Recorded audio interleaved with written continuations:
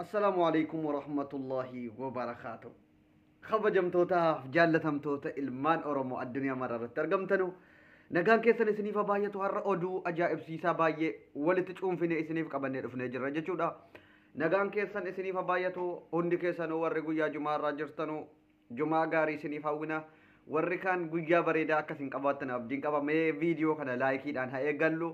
Waan kaleessaaf yidduu kana ta'aa jiru irratti waan tokko irraa dubbanna jechuudha. Akkuma odeeffannoo guyyaa waan dhugaa qofitti isin biraa gahuudhaan beekamu miidiyaan kun miidiyaa dhugaa jettanii maqaatti moggaafachuu dandeessu. Baay'een keessan ragaa baatanii jirtu jechuudha. Ragaa bahiinsa keessaniif galatooma. Waan dhugaa baatanii miidiyaan kun waan soba dabarsee isin beeku Abduseenis hanga yoonaatti soba dabarsee hin beeku jettanii baay'een keessan ragaa bahaa jirtu waan ta'eef ulfaadhaa isiniin jennaa. Kabajamtootaaf jaallatamtoota ilmaan Oromoo addunyaa maraarratti argamtanu. Wanti isiniin jechuu barbaadu waan odeeffannoo ragaa qabatamaa hin qabne yuutuuba adda addaa irratti fe'amu kana otoo hin qulqulleeffatin dhugaadha jettanii hin fudhatina. Maaliif wanti dhugaan taane itti nama qaanfachiisa. Baay'een keessan yuutuubii maqaan isaa hin beekamne maal jettanii bantanii mata dureen isin fayyadamtanuu fi suuraan isin irratti fayyadamtanu baay'ee nama rifachiisa yuutuubii kana irratti. Yuutuubii hojjechuu yoo ta'e mata duree irraa dubbatu sanaan suuraan ati fayyadamtu yoo wal qabate baay'ee gaariidha dhugaa dubbachuudhaaf. Baay'een isaanii artiistota kaleessa dhuman jennaan kaleessa suuraa Taaddalee Gammachuu suuraa Galaanaa Gaaromsaa waan adda addaa yeroo fayyadaman hedduu tokko rifadhe dhugaa dubbachuudhaaf. Hedduu tokko rifadhe. Maaliif maal ta'anii dhumani kan jedhu maali wanti viidiyoon haalan keessa seene viidiyoo sana laalu yuutuubii irra ijoolleen Oromoo nuti yuutuubii keessan isiniif guddifna dhugaa dubbachuudhaaf. Waan akkasii kana Oromoon hin rifata. Viidiyoo sana akka namni maali jedhee dhaggeeffatu yoo barbaadan viidiyoo bareedaa hojjedhaa waan dhugaarratti xiyyeeffadhaatii mata duree keessaniif waan irraa dubbattan sana wal fakkeessaa maaloo. Ijoolleen baay'een gaafa mata duree irratti waan rifachiisaa akkasii barreessitanu namni baay'ee rifata. Oromoon rifachiisina. Ankaleessa waa'ee gaggeessaa nu hogoo banaatii wal qabatee miidiyaa adda addaa kana warra yuutuuba cal jedhanii maqaa jira eenyummaan jiraan beekamne fe'anu. Artiistota kaleessa guyyaa tokkichatti dhuman jechi jedhu maal jechuudha guyyaa tokkichatti dhuman kan jedhu garuu taampinaaliirra kan jiru fuula penchiniirra kan jiru Taaddalee Gammachuu Galaanaa Gaaromsaa artiistota Oromoo walitti qaban maal ta'anii dhuman laata kan jedhu Oromoon baay'ee rifata. Asumaan ergaa koo dabarsachuufani wanti irraa dubbattanu mata duree keessaniif wanti irraa dubbatamu sun xiqqoollee haa ta'u wal fakkaachuu qaba waan nama rifachiisu ta'uu hin qabu. Dhugaadhaan waa ta'aniiru taanaan irratti yoo barreessite ergaa kee dabarfatte rakkoon qabu waan hin jirre garuu maxxansuun kun ofis tuffachiisaa yuutuubii keessanillee akka waan dhugaa hin dubbanne godha jechuudha.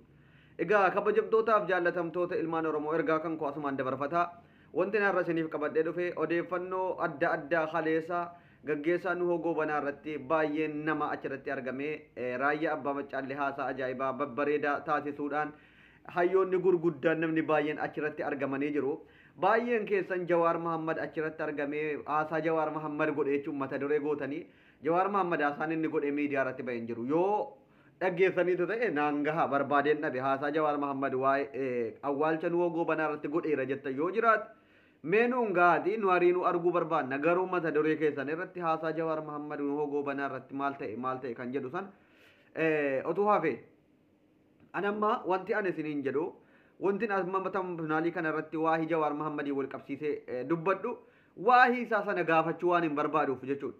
Dhugaadhaan Jawaar Mahammad kaleessa awwaalcha nu hogoo banaa irratti dubbatee jira namni viidiyoo argitan jirtu.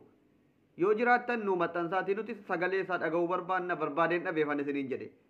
Haasaa Jawaar Mahammad awwaalcha nu hogoo banaa irratti godhe kan jedhu gaafa viidiyoo sana gadi buunee intini jennu waa biraati. Nun shawwadinaa maaloo. Kabajamtootaaf jaallatamtoota ilmaan Oromoo dhugaa irratti xiyyeeffadhaa Oromoon dhugaa jaallata. Laayikii gochuudhaan mee warri dhugaan yuutuubii irratti dhugaa qofitti dhaggeeffachuu feetanuu fi dhugaa deeggartan. Wama argitan laayik gootanii jennaan namni yeroo hunda soba isinitti hin tinidha jechuudha. Laayik cal jettanii hin gootinaa. Xiinxalaa maal dubbatamaa jira maali wanti dubbatamu kun Oromoo rifachiisa. Oromoon kun dhugaa fedhamu maal fedha kan jedhu irratti dubbadha. Egaa kabajamtootaaf jaallatamtoota ilmaan Oromoo hordoftoota maatii Dr. Abdusseedha. Leengadda lammaan magarsaa biyya gale jettee opiidiyoon nu shawwaduudhaan wanti an bicuusi dogongoree wanta kana dhibbaan dhibbatti nama ragaa qabatamaa kan akka Saamu'eel ijoollee gurguddaatu maxxansaa turte waan ta'eef dogongoree fide miidiyaa kiyya irratti lammaan magarsaa biyya galeera kan jedhuu fi simannaan godhamee fi biyya galee kan jedhu dubbataa turre. No lammaan magarsaa biyyuma jirutti nagaan hojii isaa hojjetataa jira. Affeerraan godhamee fi biyya galees hin jiru. dinquu dayyaasis har'a galgalarraa yoo sa'aatii meeqa keessa kara Itoophiyaatti gala kan jedhu olola akka waan Oromooniif bilxiginnaa wali araaramanii oppiidiyoon kabajaan keessummoota warra duraan mufatanii baqatan kana simataa jirtu godhanii ummataaf oppiidiyoo walitti araarsuuf shira kaadiroonni bilxiginnaa dubbataa jirtudha malee waa tokko wanti achirratti dubbatames hin jiru. Wanti Lammaa Magarsaas biyya galee hin jiru. Wanti dinquu dayyaasis biyya galuudhaaf marii wahii godhamee jedhes hin jiru amma yoonaatti wanti ta'e hin jiru. Somni uummata keenya burjaajessuun dhaabbachuu qaban isiniin jedha. Egaa kabajamtootaaf jaallatamtoota ilmaan Oromoo waan adda addaa walitti qabne isiniif fiduun keenya akka isin dhugaa qofitti bartanuufi malee mata duree tokko qofitti irratti akka laayivii irratti dubbachuun utuu hin taane oduu adda addaa kan isin irraa dhayxanii qulqulleeffachuu dandeessan isiniif qabannee dhufnaa jechuudha. Kan hin ammas irraa qabannee dhufu Adaanech Abeebee dheengadda Bahar Daar deemtee achitti hiriirritti bahame jechuudha. Waan isiin waa'ee masqal addabaabaay የሁሉም ነው እንጂ የአንድ ሃይማኖት አይደለም isa siin jetteef achirra faannoon dhukkee itti kaasuudhaan akka ari'ate ragaa qulqulluu wajjiniin nurka gahee jira jechuudha. Faannoon biyya ofii keessatti hin hiikannu faannoo Amaaraan as kabbirooti hinji maannim xixiqqoon asfattam jedhanii jiru jechuudha. Egaa amma maal jedhaa jiru kaadiroonni bilxiginnaa tokko kan akka Dammaqaa Nagaasaa maal yaadaman bakka hunda taphachuudhaan beekamu erga naannoon Amaaraadha faannoon naannoo Amaaraa hin hiikannu jedhee hidhannoo isaa jabeeffataa jiraate keenyas hiikachuu hin qabu jechuu jalqabaniiru jechuudha. Warri woboon hiikachuu qaba jettanii sammuu keessaa qabdanullee waan kana yoo dhageessan kara sammuu keessanitti deebitu jechuudha. Jarri mootummaatu hidhachiisaa ture lola Tigraay wajjin ture wal qabatee jechuudha.